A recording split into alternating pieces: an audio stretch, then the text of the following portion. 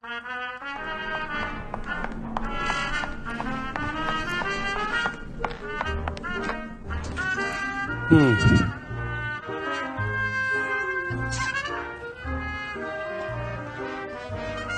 Hmm.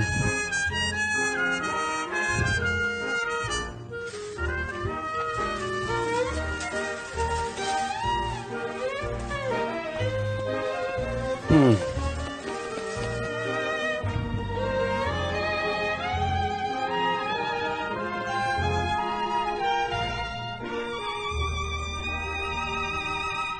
Hah?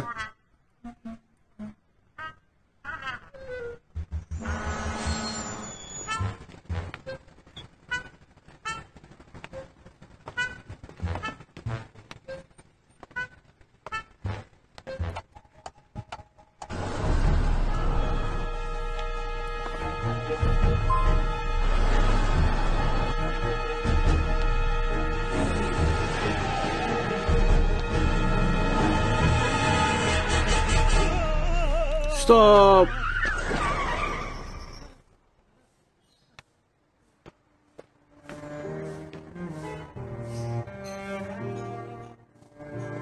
Baik. Seharusnya aku bisa menolong orang dengan tanganku. Silakan. Balonmu, nak? Saya mendaftar menjadi sukarelawan. Kini hidupku menjadi ceria. Lebih berarti bagi sesama. Aku bahagia.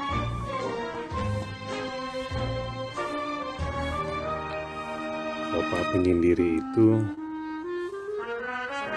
Aha, aku dapat ide. Dia harus merasakan perubahan seperti yang ku alami.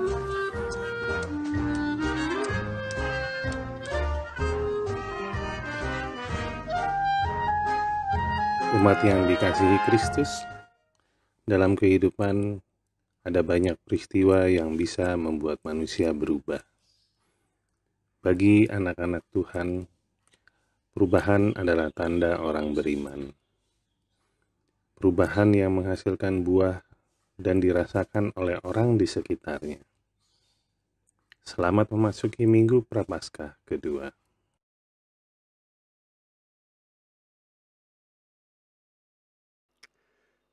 Saudara-saudara yang dikasihi Tuhan Yesus Kristus, kini kita akan mendengarkan pemberitaan firman Tuhan.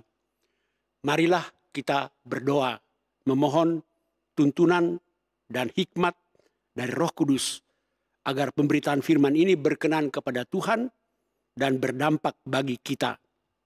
Kita berdoa, Bapa di surga, firman-Mu hendak diberitakan. Urapi hamba-Mu, perlengkapi hamba-Mu, pengetahuan, pengalaman, talenta, persiapan, bahkan kesehatan. Kuduskanlah agar hamba-Mu layak menjadi saluran Engkau berbicara kepada umat-Mu yang mendengarkannya dari rumah masing-masing. Terima kasih Tuhan, bersabdalah, kami siap mendengarkannya. Dalam Kristus kami berdoa. Amin. Pembacaan Alkitab yang menjadi dasar khotbah sesuai dengan buku Almanak Kristen Indonesia adalah dari Roma 4 ayat 13 sampai 25. Roma 4 ayat 13 sampai dengan 25.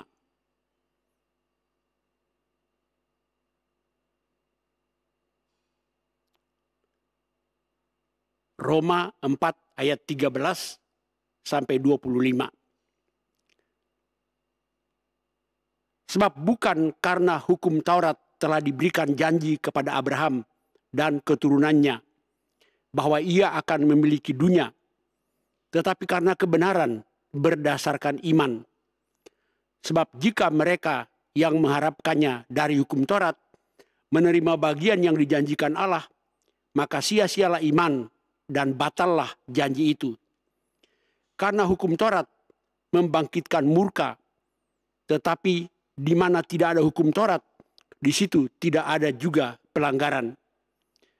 Karena itulah kebenaran berdasarkan iman supaya merupakan kasih karunia, sehingga janji itu berlaku bagi semua keturunan Abraham, bukan hanya bagi mereka yang hidup dari hukum Taurat, tapi juga bagi mereka yang hidup dari iman Abraham. Sebab Abraham adalah bapa kita semua.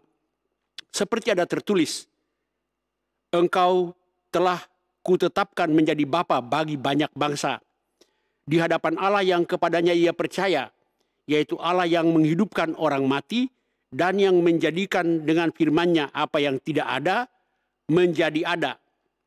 Sebab sekalipun tidak ada dasar untuk berharap, namun Abraham berharap juga dan percaya bahwa ia akan menjadi bapa banyak bangsa menurut yang telah difirmankan Tuhan. Demikianlah banyaknya nanti keturunanmu. Imannya tidak menjadi lemah, walaupun ia mengetahui bahwa tubuhnya sudah sangat lemah, karena usianya telah kira-kira 100 tahun, dan bahwa rahim Sarah telah tertutup. Tetapi terhadap janji Allah itu ia tidak bimbang, karena ketidakpercayaan, melainkan ia diperkuat dalam imannya, dan ia memuliakan Allah dengan penuh keyakinan bahwa Allah berkuasa untuk melakukan apa yang telah ia janjikan. Karena itu hal ini diperhitungkan kepadanya sebagai kebenaran. Kata-kata ini, yaitu hal ini diperhitungkan kepadanya, tidak ditulis untuk Abraham saja, tapi ditulis juga untuk kita. Sebab kepada kita pun Allah memperhitungkannya, karena kita percaya kepada Dia yang telah membangkitkan Yesus Tuhan kita dari antara orang mati, yaitu Yesus yang telah diserahkan karena pelanggaran kita dan dibangkitkan karena pembenaran kita. Demikianlah pembacaan Alkitab. Tuhan Yesus berkata, yang berbahagia ialah mereka yang mendengar firman Allah dan yang memeliharanya. Hosiana.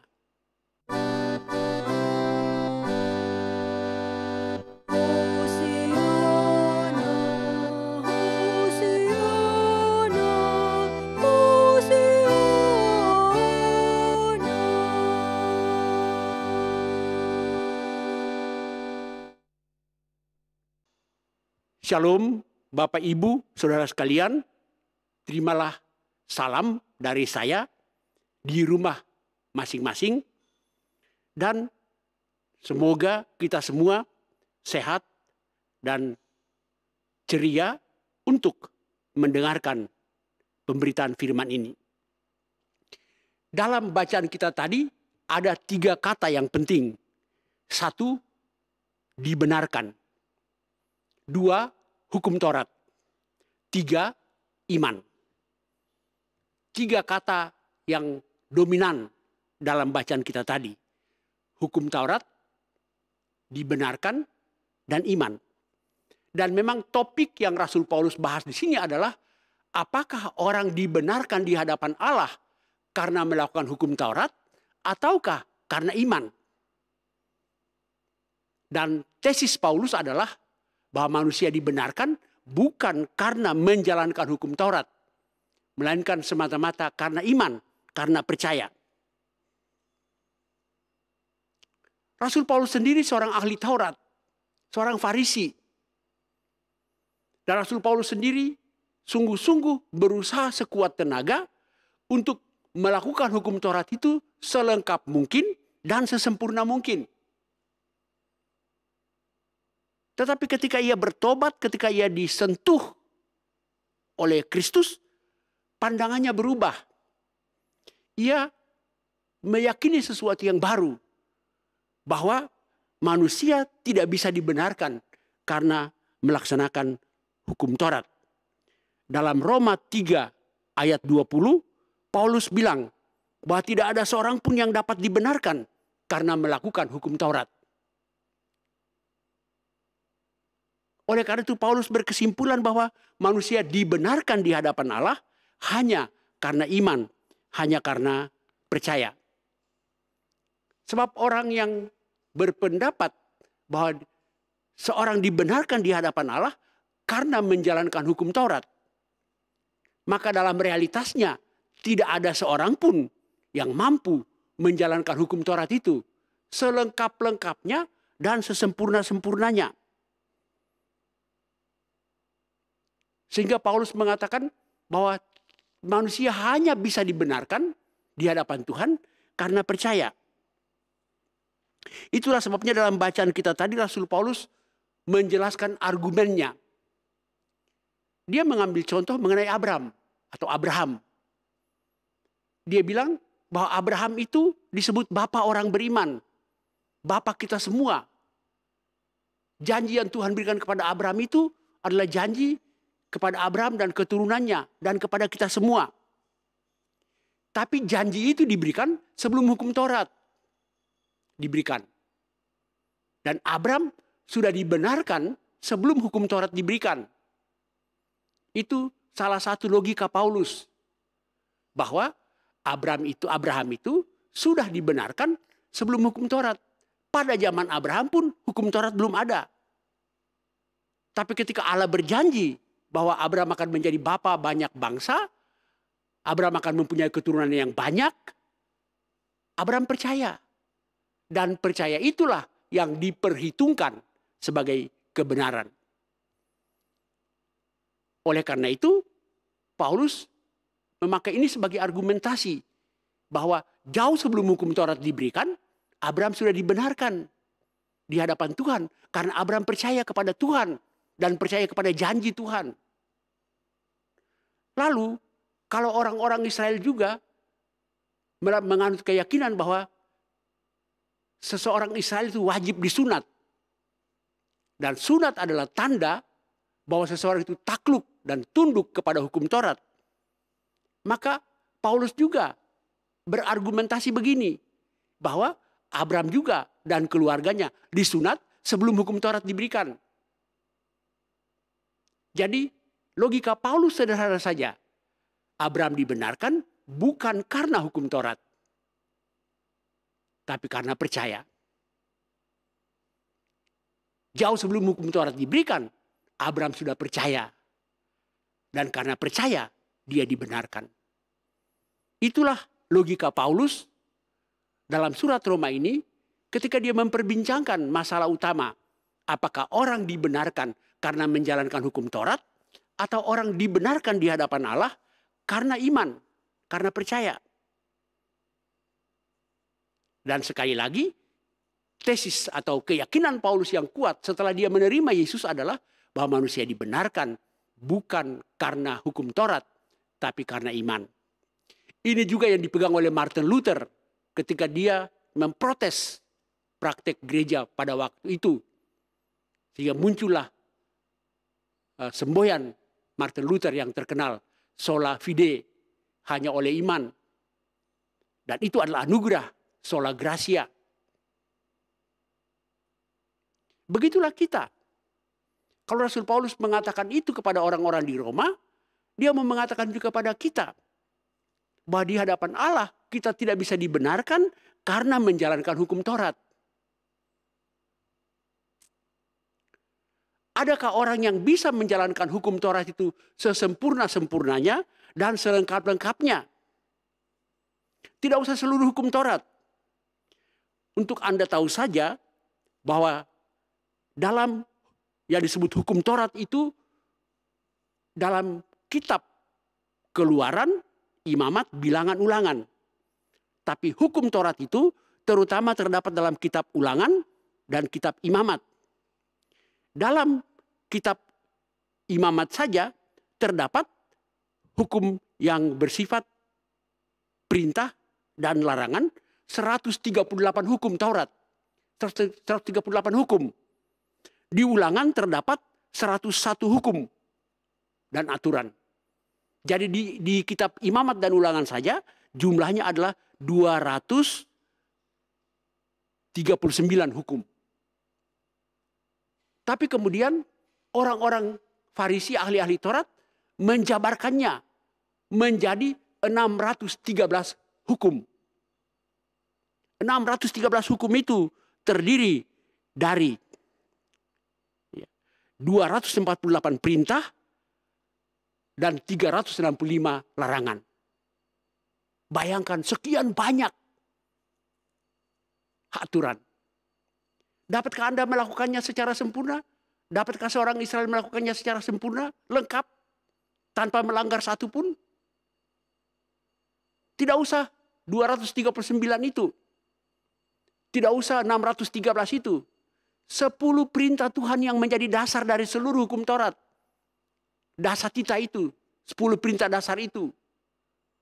Dapatkah kita melakukan 10 perintah itu seumur hidup kita tanpa melanggar satu pun? Mungkin Anda bisa bikin 9. Tapi Anda bisa melanggar satu. Dan kalau Anda melanggar satu, sama dengan Anda melanggar semuanya. Ya. Dalam surat Yakobus 2 ayat 10 dan 11. Rasul Yakobus bilang begini. Sebab barang siapa menuruti hukum itu, tapi mengabaikan satu bagian daripadanya, ia bersalah terhadap semuanya, seluruhnya. Sebab ia yang mengatakan jangan berzinah, ia juga mengatakan jangan membunuh. Jadi jika kamu tidak berzinah, tetapi kamu membunuh, maka kamu menjadi pelanggar hukum juga. Jadi seumur hidup kita, apakah kita tidak pernah melanggar satupun perintah Tuhan itu? Tapi ketika kita melanggar satu saja, kita tetap menjadi orang yang melanggar hukum. Saya mau ilustrasinya begini. Taruhlah di negara kita Indonesia ini ada 1000 aturan yang harus ditaati oleh warga negara. Saya tidak tahu berapa. Dan saya, pendeta Raprap, melakukan semuanya. Tidak pernah melanggar satupun aturan negara. Tapi ketika lampu merah saya terobos, apakah polisi bilang begini, oh dia cuma melanggar 999 yang lain dia tidak langgar. Maka dia tidak perlu dihukum. Tidak. Begitu saya melanggar satu, saya menjadi pelanggar hukum.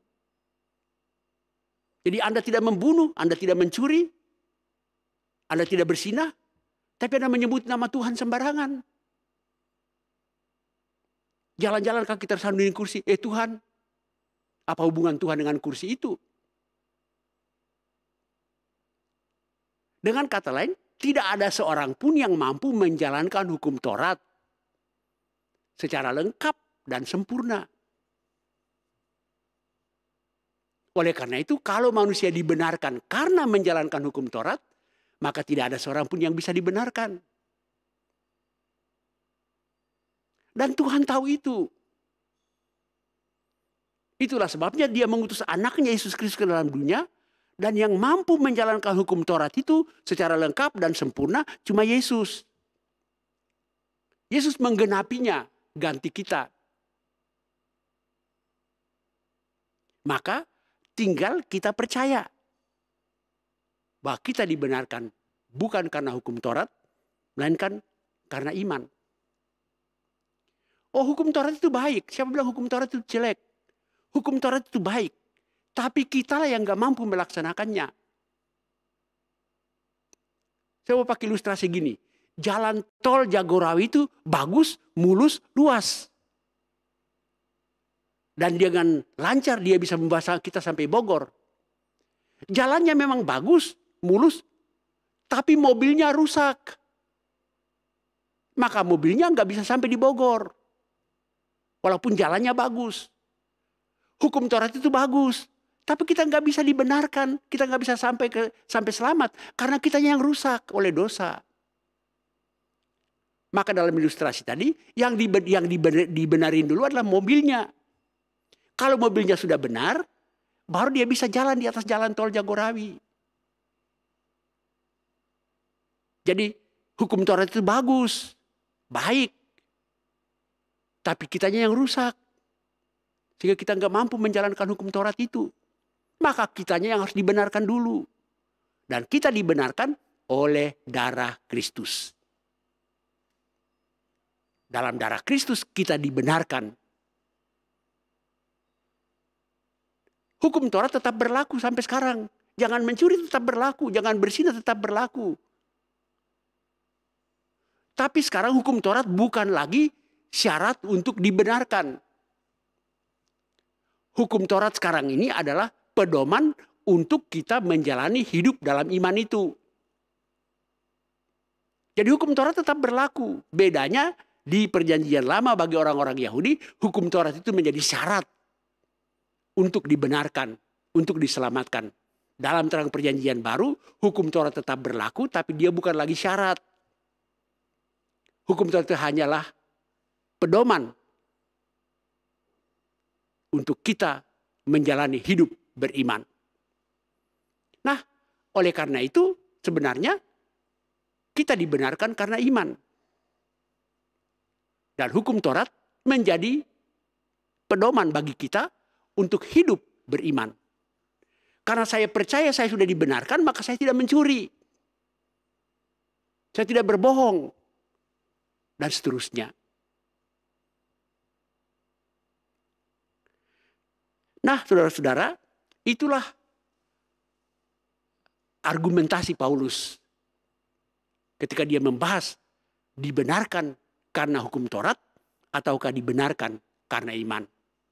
Jadi saudara-saudara, kita ini dibenarkan karena iman, karena kita percaya. Nah, bagaimana dampak dari iman itu buat kita? Dan sebenarnya itu dari tadi saya belum masuk ke tema. Masih membahas argumentasi Paulus. Iman itu adalah percaya. Percaya bahwa kita yang tidak selamat ini, yang harusnya binasa ini, sekarang telah diselamatkan oleh Kristus. Saya mau pakai ilustrasi begini. Saya punya utang di bank. Taruhlah 10 miliar. Saya sudah berusaha untuk membayar utang saya itu. Tapi saya nggak sanggup. Ada ancaman dari bank. Rumahmu akan disita. Karena ada ancaman itu, saya merasa tertekan. Ada beban. Menderita, stres. Makan tak nyenyak, makan tak kenyang. Tidur tak nyenyak. Tahu-tahu telepon dari direktur utama bank itu. Karena direktur utama itu sayang sama saya. Lalu dia bilang begini, Pak Raprap, utang Bapak sudah saya bayar. Itu kan kabar gembira. Itulah Injil. Kabar baik. Terhadap kabar baik itu, apa respon saya? Hanya ada dua. Percaya atau enggak? Kalau saya enggak percaya, masa sih baik amat Bapak mau bayar utang saya? Kalau saya enggak percaya bahwa utang saya sudah dibayar, maka saya tetap tertekan, tetap stres. Dan bisa saja saya gila dan mati. Tapi kalau saya percaya, maka sejak saya percaya itu hidup saya berubah. Saya hidup dalam sukacita, hidup dalam ketaatan, hidup dalam kebenaran. Itu yang disebut iman itu mengubah hidup kita. Oleh karena itu jangan saudara katakan karena kita dibenarkan karena iman, lalu kita berbuat dosa saja. Tidak, Rasul Paulus dalam Roma 6 ayat 1 mengatakan begini. Apakah karena kita dibenarkan oleh kasih karunia, lalu kita berbuat dosa saja? Supaya semakin bertambah kasih karunia itu? Rasul Paulus bilang sekali-kali tidak. Ketika kita beriman bahwa dosa kita sudah dihapuskan, sudah ditebus, kita sudah diselamatkan, kita tidak hidup lagi dalam dosa. Tapi kita hidup dalam iman. Dan iman itu mengubah hidup kita. Saya percaya bahwa utang saya sudah dibayar, maka saya berubah, hidup saya berubah. Tadinya duka cita, tertekan, stres, sekarang gembira. Tapi bukan cuma itu. Sejak saat itu saya berterima kasih tak habis-habisnya buat direktur bank itu. Dan saya berusaha untuk menyenangkan hatinya. Saya akan melakukan apa saja yang dia kehendaki saya lakukan. Gitu juga. Ketika kita percaya bahwa kita sudah ditebus dan diselamatkan oleh darah Kristus, maka hidup kita penuh sukacita, penuh syukur, tapi juga perilaku kita juga harus menyenangkan Allah. Perilaku kita juga harus berubah. Hidup kita yang tadinya amburadul sekarang harus berubah. Kalau tadinya kita suka membenci orang, kita harus sekarang mengasihi orang. Kalau dulu kita tidak peduli sama orang lain, sekarang kita menjadi orang yang pedulian. Itu yang disebut iman, itu mengubah hidup kita. Itulah sebabnya tema khotbah hari ini yang ditetapkan oleh PGI ialah bahwa tanda beriman ialah mengalami perubahan hidup. Jadi tanda beriman adalah mengalami perubahan hidup. Kalau Anda mengatakan Anda beriman, Anda percaya bahwa Anda sudah ditebus, sudah diselamatkan, hidup Anda berubah. Nah, iman itu apa? Saya sudah pernah mengkhotbahkannya. Secara doktrin dan teologi, iman itu punya tiga dimensi. Dimensi pengetahuan, dimensi pengakuan, dan dimensi penyerahan diri total kepada Tuhan. Jadi secara teologis iman itu ada punya tiga dimensi. Dimensi pengetahuan. Kita tahu siapa yang kita percayai. Kita tahu bahwa kita sudah ditebus. Kita tahu bahwa Allah mengasihi kita. Itu pengetahuan. Tapi tidak cukup dengan mengetahuinya saja. Tapi mengakuinya. Tapi tidak cukup dengan mengakui dan mengetahui dan mengakuinya saja. Tapi akhirnya kita menyerahkan, ya, menyerahkan seluruh hidup kita kepada Dia yang kita percayai. Jadi iman itu punya tiga dimensi: pengetahuan, pengakuan, dan penyerahan diri total kepada Tuhan. Bahasa kerennya, bahasa Latinnya, pengetahuan itu notitia, tulisnya notitia, bacanya notisia. Pengakuan itu bahasa Latinnya assensus, assensus. Dan penyerahan diri total itu namanya fiducia.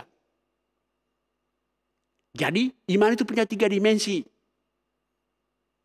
notitia, assensus, fiducia. Pengetahuan, pengakuan, penyerahan diri total. Daripada kita pakai bahasa Latin susah-susah, kita pakai bahasa Indonesia aja. Iman itu punya dimensi, tiga dimensi. Dimensi otak, dimensi mulut, dimensi hati. Kalau kita hanya percaya dengan otak, itu bukan iman. Kalau kita hanya percaya dengan mulut, apalagi? Itu bukan iman. Tapi ketika kita percaya dengan hati, hati yang percaya itu menyerahkan diri total kepada Tuhan, dia meluap ke mulut dan ke otak. Itulah sebabnya dalam Roma 10 dikatakan, dengan hati orang percaya dan dibenarkan, dengan mulut orang mengaku dan diselamatkan. Nah, saudara-saudara, tema khotbah hari ini adalah tanda beriman ialah mengalami perubahan hidup. Kita semua menyebut diri kita orang-orang beriman. Itu berarti bahwa kita mengalami perubahan hidup dari waktu ke waktu. Kita sekarang sedang mengingat renungkan. Kalau Natal, kami di GPIB menyebutnya mengingat rayakan.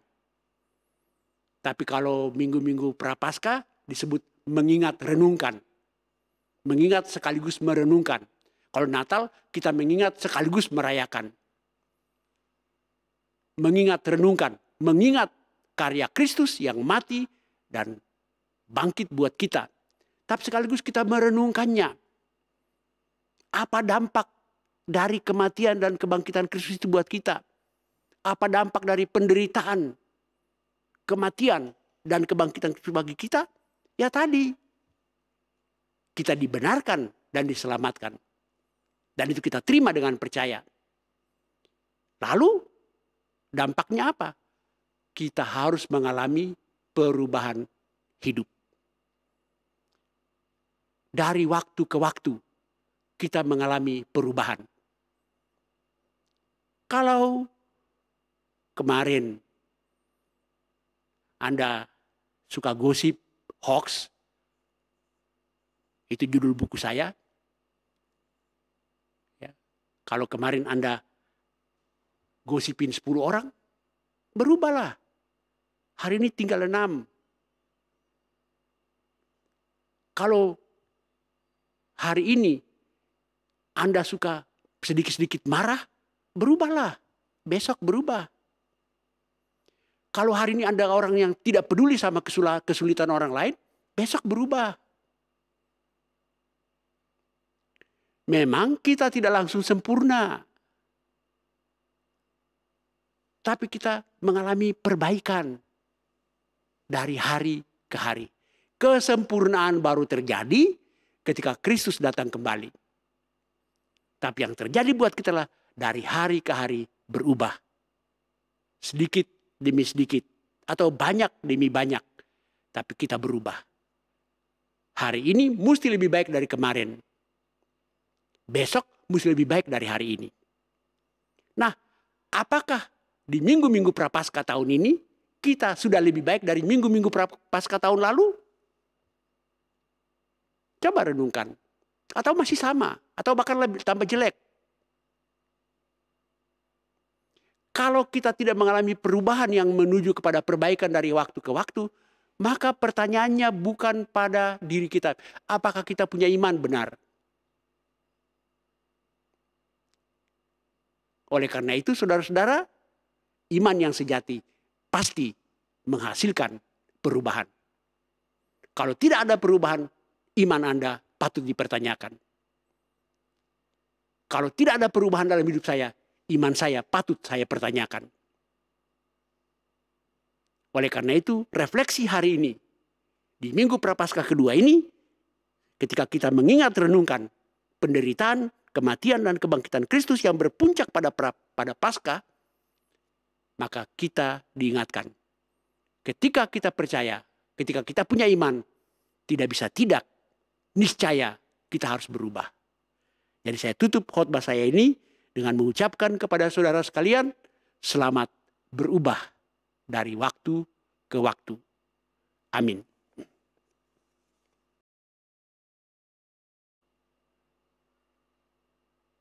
Sebagai jawaban kita atas firman Allah secara khusus mengenai tanda beriman, maka marilah kita berdiri menegaskan kembali pengakuan iman kita sebagaimana diakui oleh semua umat percaya di segala waktu dan tempat. Dan marilah kita berdiri menegaskan pengakuan iman kita kembali menurut pengakuan iman rasuli. Aku percaya kepada Allah, Bapa yang Maha Kuasa, Khalik langit dan bumi, dan kepada Yesus Kristus, anaknya yang tunggal Tuhan kita, yang dikandung daripada Roh Kudus, lahir dari anak darah Maria, yang menderita di bawah pemerintahan Pontius Pilatus, disalibkan, mati dan dikuburkan, turun ke dalam kerajaan maut.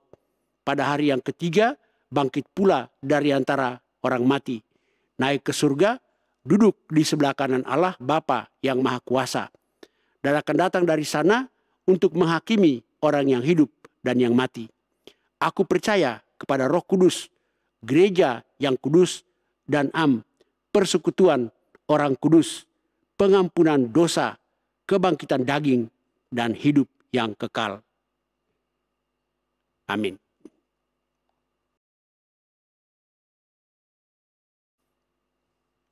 Mari kita berdoa.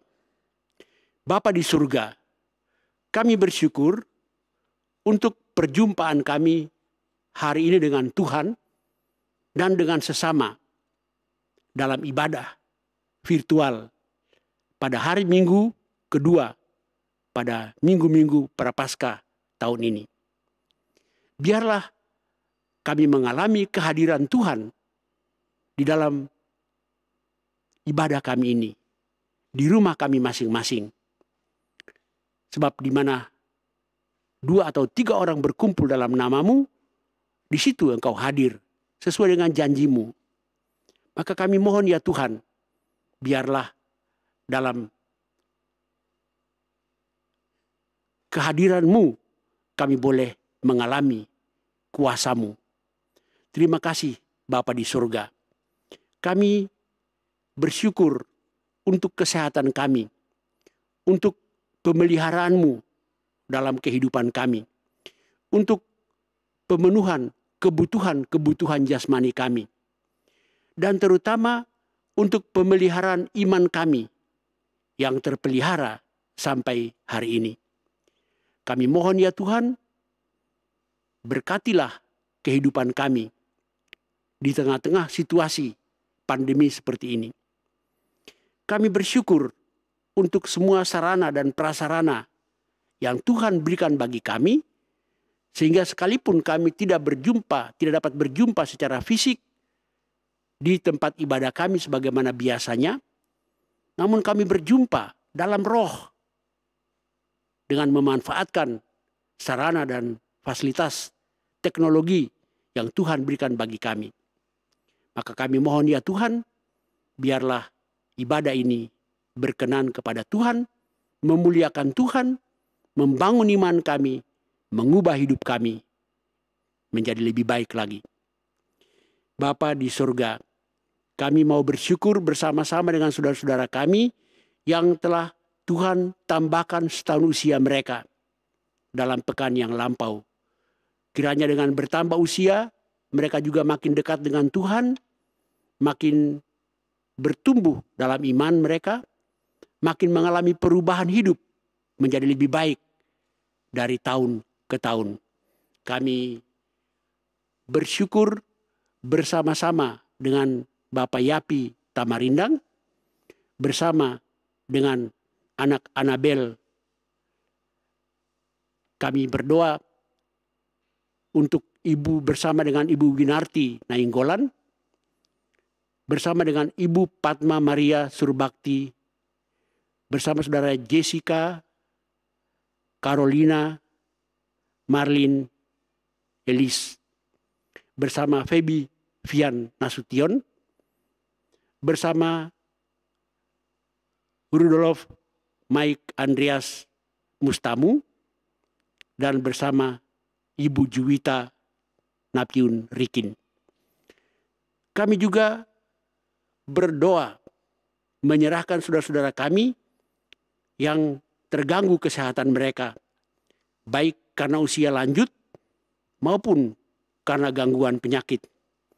Kami berdoa untuk Ibu Anawati Tunardi, untuk Bapak Teo Latuihamalo dan Ibu Teni Latuihamalo, untuk Bapak Heri Sunardi, untuk Ibu Kesia Sumarni, untuk Bapak Bonar Frederick Purba, untuk Bapak Vence Alfred Rompas, dan Ibu Yuliana Albertina Rompas Toar, untuk Bapak John Siahaya, untuk Bapak Ari Lengkong. Kami mohon Tuhan, Engkau yang mengenal mereka dengan beban yang berat yang mereka pikul. Datanglah, dampingilah mereka, berkatilah segala upaya untuk penyembuhan mereka. Cukupkanlah segala kebutuhan mereka. Berkatilah keluarga yang mendampingi dan melayani. Berikanlah kepada keluarga kekuatan dan kesetiaan dan cinta kasih untuk mendampingi dan melayani. Berikanlah kepada saudara-saudara kami yang sakit ini iman yang teguh untuk tetap bergantung pada Tuhan dan berserah diri sepenuhnya kepada Tuhan. Kami berdoa untuk semua keluarga dalam lingkungan komunitas kami, Persekutuan Oikumene Umat Kristen Kelapa Gading. Tuhan datanglah ke setiap keluarga satu persatu, tiliklah mereka dalam apapun yang menjadi pergumulan, cita-cita, harapan dan doa mereka. Secara khusus kami mau berdoa untuk keluarga Joksi Almen Hajo, untuk keluarga Edward Simpson Larumunde, untuk keluarga Erik Tunaedi, untuk keluarga Krisyanto, untuk keluarga Silviani Selvi Pati, dan untuk keluarga Lintong Manurung. Tuhan, datanglah, lawatlah satu persatu, dan hadirlah dalam setiap pergumulan mereka. Dan berikanlah kepada mereka pertolongan, jalan keluar, berkat bagi kebutuhan hidup mereka. Kami berdoa untuk gereja kami, Persekutuan Oikumene Umat Kristen Kelapa Gading. Berkatilah pendeta kami, majelis kami, pelaksana harian majelis. Berikanlah hikmat kepada Majelis Pertimbangan, pengawas perbendaharaan, kepada guru-guru TK RUT dan para muridnya.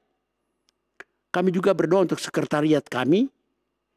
Tuhan, perlengkapi kami semua dengan ketekunan, kesetiaan, dan kesungguhan untuk melayani. Kami berdoa untuk pelayanan-pelayanan yang kami lakukan dalam pekan mendatang.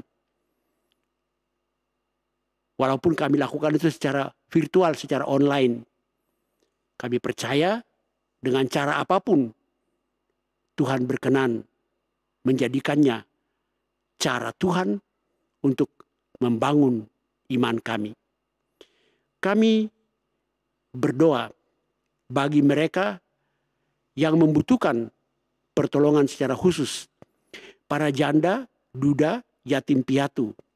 Orang-orang yang memutuskan untuk tidak menikah. Mereka yang mencari pekerjaan. Mereka yang bergumul dengan upaya-upaya untuk kesejahteraan hidup mereka di tengah-tengah pandemi ini. Kami juga berdoa bagi mereka yang merindukan jodoh dan keturunan. Tuhan, Engkau tilik setiap orang dengan apapun yang mereka butuhkan, dan berikanlah apa yang terbaik sesuai dengan yang Kau rancangkan bagi setiap orang. Kami berdoa untuk gereja-gereja di seluruh Indonesia, termasuk PAUK-PAUK di seluruh Indonesia. Berkatilah gereja-gereja di Indonesia ini, dari pimpinan sampai kepada setiap warga jemaat, agar semua orang digerakkan oleh visi yang sama, misi yang sama, untuk menjadi saksi di Indonesia ini. Kami berdoa secara khusus bagi persekutuan gereja-gereja di Indonesia, di mana kami berada di dalamnya, juga termasuk PGI wilayah DKI Jakarta.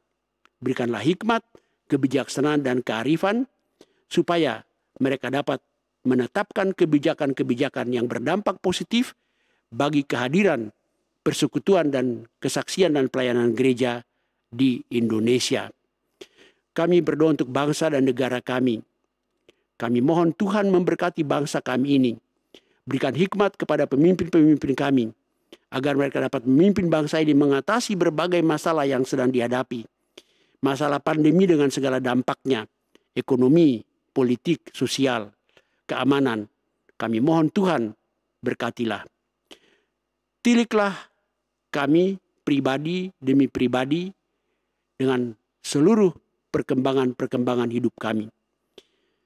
Kami secara khusus mau berdoa untuk saudara kami Ibu Flora Matinda Skipio bersama anaknya Talita. Kami bersyukur Engkau telah pernah memberikan bagi kami seorang rekan untuk bersama-sama melayani saudara kami Pak Wilson Kennedy Matindas. Dalam segala kekurangan dan keterbatasannya, ia bersama-sama dengan kami melayani Engkau melalui persekutuan Oikumene Umat Kristen Kelapa Gading ini. Engkau berkenan mengambil dia kembali dari dunia ini. Kami mohon Engkau jugalah yang memberi kekuatan kepada setiap orang, setiap kami yang mengalami dampak dari meninggalnya saudara kami ini, secara khusus istri, anak, dan keluarga besarnya. Hiburkanlah kiranya mereka. Terima kasih Tuhan, kami juga berdoa untuk segala upaya kami, untuk pertumbuhan iman kami, untuk perubahan hidup kami. Kami penuh keterbatasan, kekurangan, dan kelemahan. Tuhan, tolonglah kami. Berikan kami kekuatan oleh Roh Kudus, agar kami mampu menjalani hidup kami menurut firman-Mu. Terima kasih Tuhan, ini doa syukur kami, doa syafaat kami, doa permohonan kami. Dengarlah dan kabulkanlah, bukan menurut kehendak kami, melainkan menurut kehendak-Mu sendiri, yang nyata dalam Yesus Kristus Tuhan kami. Dan kami mau berdoa menurut doa yang Tuhan Yesus ajarkan bagi kami. Bapa kami yang di surga, dikuduskanlah nama-Mu, datanglah kerajaan-Mu, jadilah kehendak-Mu di bumi seperti di surga. Berikanlah kami pada hari ini makanan kami yang secukupnya, Dan ampunilah kami akan kesalahan kami, seperti kami juga mengampuni orang yang bersalah kepada kami. Dan janganlah membawa kami ke dalam pencobaan, tetapi lepaskanlah kami dari yang jahat. Karena Engkaulah yang mempunyai kerajaan dan kuasa dan kemuliaan sampai selama-lamanya. Amin.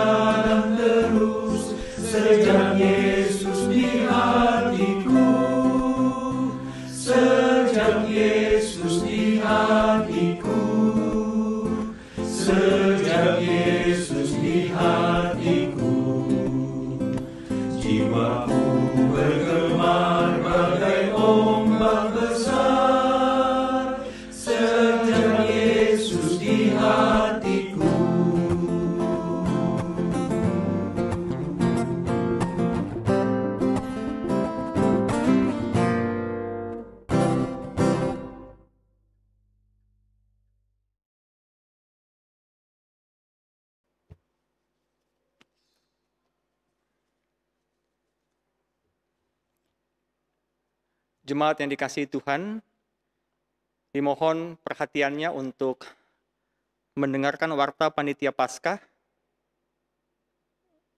28 Februari 2021. Kalender doa puasa. Kembali kami mengingatkan jemaat untuk tetap setia mengikuti jadwal doa puasa sesuai dengan jadwal kalender doa puasa yang sudah dibagikan minggu lalu. List jadwal kalender doa puasa akan terus berlangsung setiap hari sampai dengan 1 April 2021, Kamis Putih. Semoga dengan kalender doa puasa ini dapat membantu jemaat di dalam menghayati minggu-minggu Prapaskah. Celengan target.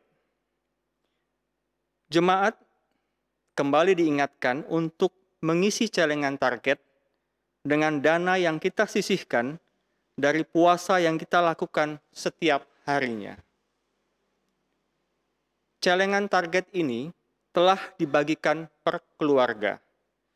Jika jemaat membutuhkan tambahan celengan target atau belum mendapatkannya, dapat menghubungi panitia.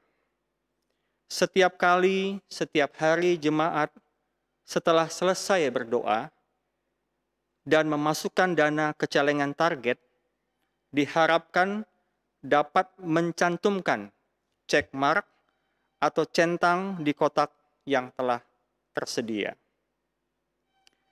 Celengan ini bersifat sukarela. Panitia akan memberikan apresiasi untuk jemaat yang setia berpartisipasi dalam kegiatan celengan target doa puasa. Celengan akan dikumpulkan pada tanggal 2 dan 3 April 2021. Hasil dari aksi doa puasa dan celengan target ini diperuntukkan bagi diakonia khusus Jemaat PAUK Kelapa Gading.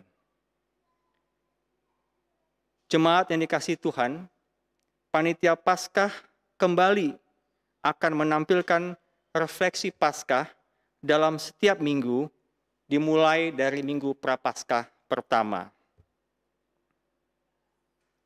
Jemaat yang dikasihi Tuhan, untuk mengisi acara Paskah, kembali panitia akan menampilkan paduan suara virtual per wilayah. Panitia sudah menyiapkan lagu dan contoh suara SATB. Lagu dan contoh suara akan dikirimkan ke jemaat melalui Korwil, dan jemaat silahkan berlatih, dan rekaman akan dikumpulkan pada tanggal 18 Maret 2021. Cara-cara perekaman akan disampaikan melalui WA di masing-masing wilayah. Demikianlah jemaat yang dikasihi Tuhan, warta dari Panitia Paskah, dan kami sangat mengharapkan agar jemaat ikut berpartisipasi di dalam minggu-minggu Prapaskah, sehingga Paskah pada tanggal 4 April nanti dapat berjalan dengan baik dan memuliakan nama Tuhan. Tuhan memberkati kita semua.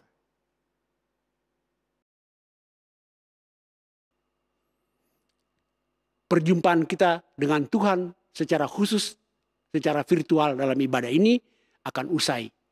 Tapi perjumpaan kita dengan Tuhan akan terus berlangsung sepanjang kehidupan kita. Maka itu marilah kita siap untuk terus menjalani kehidupan kita dan menjalankan tugas pengutusan kita. Mari silakan berdiri dan kita menyanyi dari Kidung Keesan 541 bait 1 sampai dengan bait yang ketiga.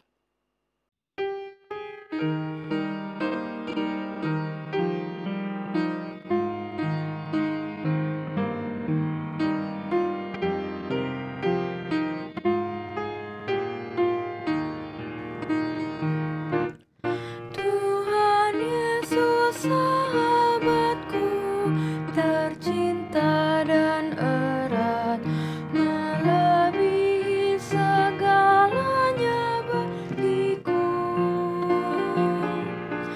Bunga bakung paling indah yang tumbuh di lembah, mengampuni, menyucikan diriku.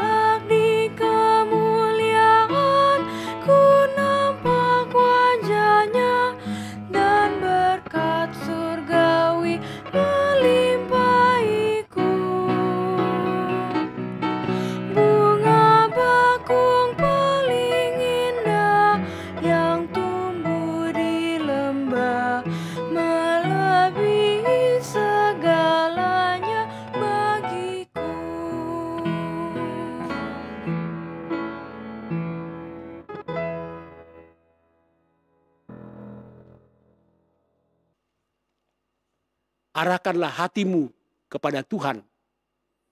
Terimalah janji dan jaminan berkat Tuhan bagi kita semua. Tuhan memberkati engkau dan melindungi engkau. Tuhan menyinari engkau dengan wajah-Nya dan memberi engkau kasih karunia. Tuhan menghadapkan kepada engkau wajah-Nya dan memberi engkau damai sejahtera. Damai sejahtera Allah yang melampaui segala akal, memelihara hatimu dan pikiranmu dalam Kristus Yesus, sekarang ini dan sampai selama-lamanya. Amin.